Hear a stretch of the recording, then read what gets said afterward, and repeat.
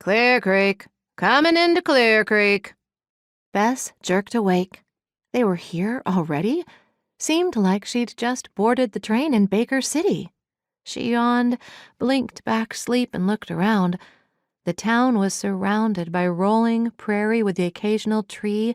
Wildflowers were in bloom, and off to the right of the train in the distance was a tree line and the mountains beyond.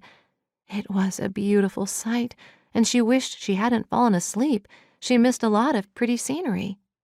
If she was going to live here, she wanted to know what the surrounding countryside was like. At least it wasn't flat, brown, and dusty like River's Bend. She gathered her things along with the few other passengers on the train, all of which minded their own business. Had they been sleeping, too, or left her alone because she was? When the train pulled into the station, the other passengers, all men, disembarked and headed straight for what had to be the town's hotel. She looked out the train windows, saw two well-dressed men waiting on the platform, and swallowed hard. One of them had to be her betrothed.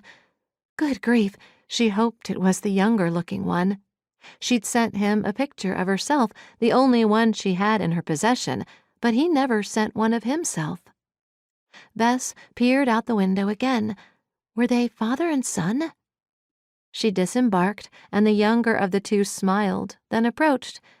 "Miss Ward, I presume?" She swallowed again. She wore the dress she'd packed. The one she was wearing when she escaped Mr. Dolan was in her satchel along with her apron. It still smelled of chicken and dumplings. "Yes." She looked him over. He was handsome, and indeed fit the description he'd given her, but he was dressed far better than any cowboy she knew of. "Miss Ward, welcome to Clear Creek," the older man said. "I'm Gilbert Snow, and this is my son, Weston, your betrothed." He gave her a smile. "I'm sure you're tired after your journey." "I am." She hedged as she took them both in. They looked like they were from money.